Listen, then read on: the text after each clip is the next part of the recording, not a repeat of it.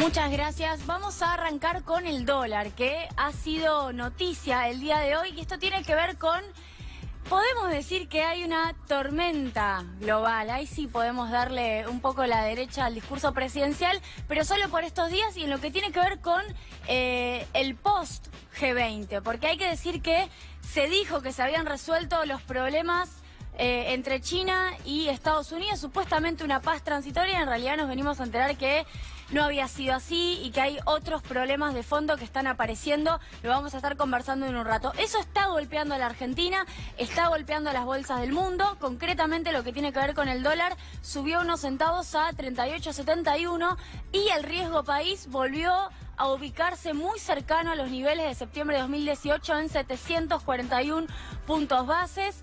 Traduzco siempre que hablamos del riesgo país que estamos hablando de que Argentina se financia en el mundo con un 7,45% de tasa de interés más que Estados Unidos. A eso hay que sumarle la tasa de los bonos del Tesoro de Estados Unidos, es decir, nos estamos financiando a 2 dígitos. Traducción, carísimo. Somos cada vez más dependientes de Christine Lagarde y el Fondo Monetario Internacional cada vez que hay turbulencias globales. A los países emergentes como Argentina, la verdad es que nos pone en una situación todavía más débil.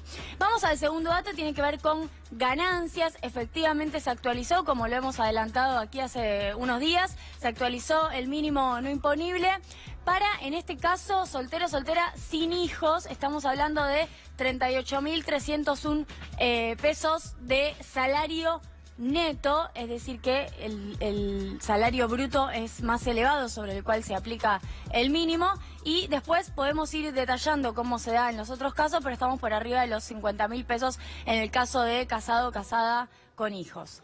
Vamos al tercer dato ahora sí, y en este caso la paritaria de los aceiteros es verdaderamente el dato, yo diría, del día, sumamente auspicioso para lo que tiene que ver con un cierre del año. ¿Por qué? Porque hace unos minutos tuve la posibilidad de conversar con quienes han sido parte de esta negociación. Lograron un 75% en el periodo paritario que comenzó en abril de 2018 y se extiende hasta marzo de 2019. ¿Cómo? Bueno, hicieron un 42% en 9 meses, es decir, de abril a diciembre hasta ahora, y van a agregar un 23% en el primer trimestre del año que viene. Partieron los 12 meses de la paritaria en 9 y 3, lo cual es bastante novedoso, es para pensarlo, pero también hay que decir una cosa.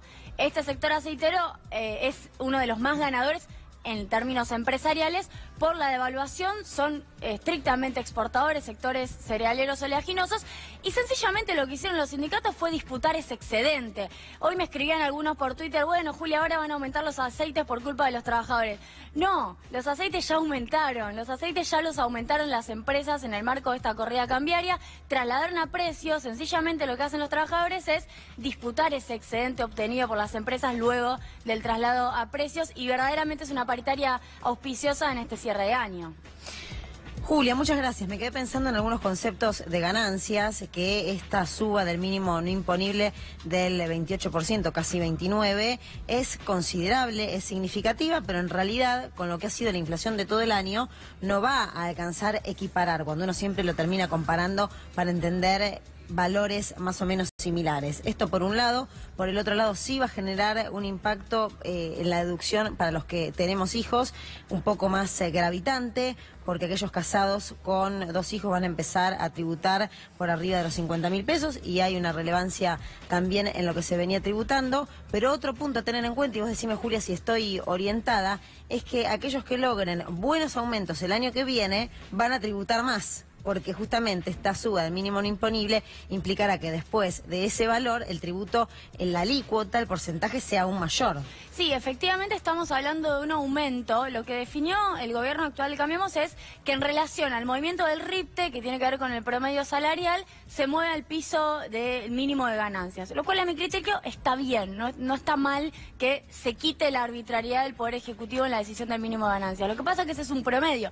Si ha habido sindicatos, nosotros acá estamos mostrando un caso ejemplar en lo que tiene que ver con los sindicatos, de todas maneras minoritario, hay que decirlo. La gran mayoría no tuvo 28% de aumento como se actualiza ganancias. ganancias, que actualizaron más que 28, van a padecer entrar a pagar posiblemente en una escala superior a la que ya están pagando. Y esto con un problema de base, que es que el gobierno prometió una cosa y hizo exactamente la opuesta, que es seguir con ganancias y actualizarlo muy poco.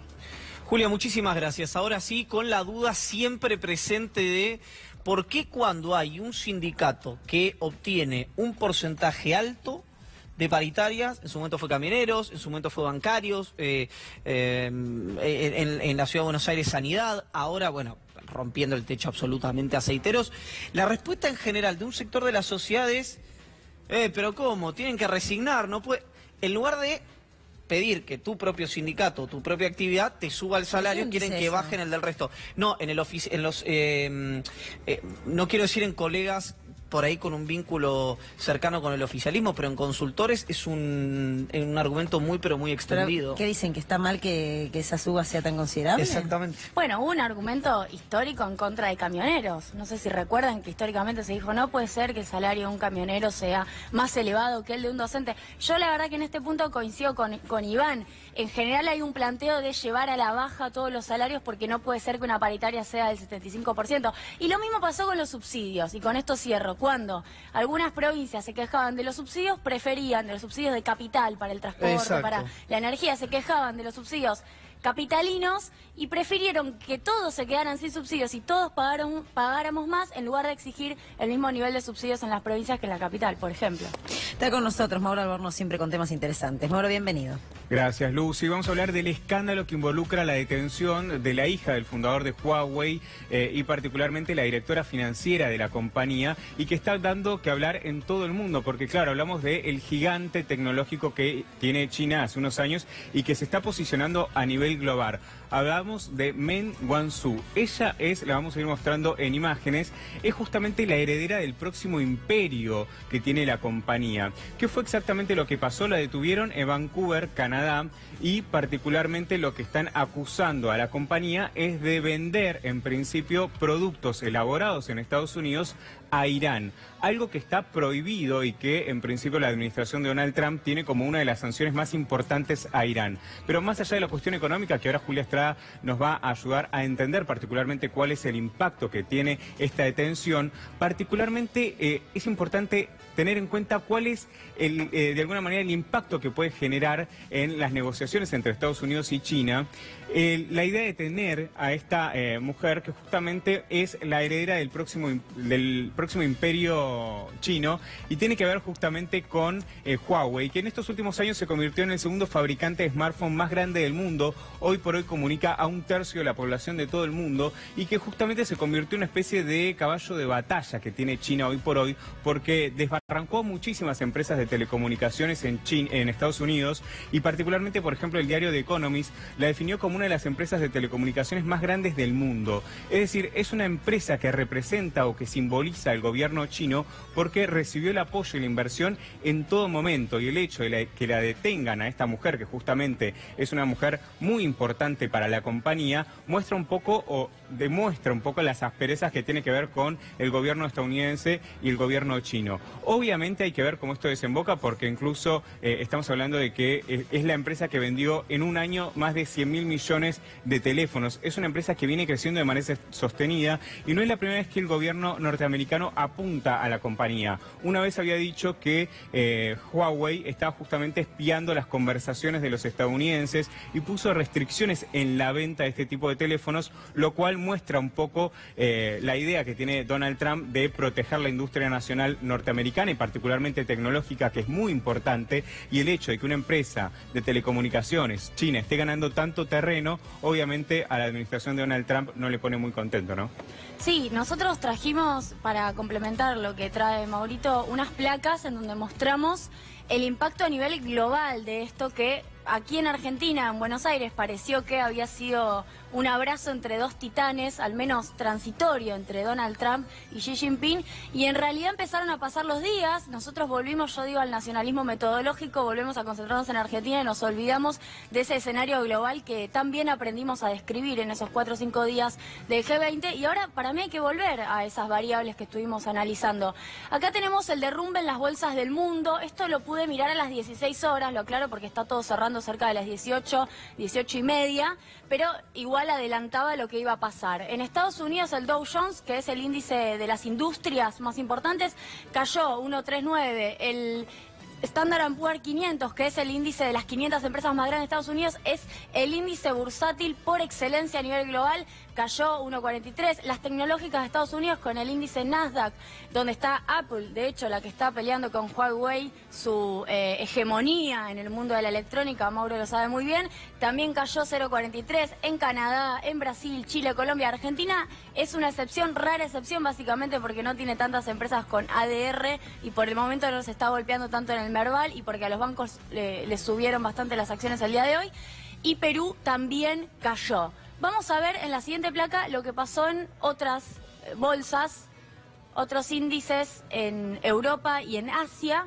Tenemos que en Europa cayó el Eurostoxx, en Londres, en Francia, en Alemania, en Japón, en Hong Kong también, 2,47, una de las caídas más pronunciadas, China, Australia. Bueno, en China también es importante esa caída de 2,14. Ahora, las empresas tecnológicas verdaderamente están teniendo un impacto en la economía mundial muy importante. Lo hemos hablado acá en C5N bastante sobre cómo Facebook viene creciendo un montón, Apple también, y ahora Huawei como una empresa asiática verdaderamente está ganando cada vez más mercado y justamente a Donald Trump eso evidentemente no le gusta, ¿no?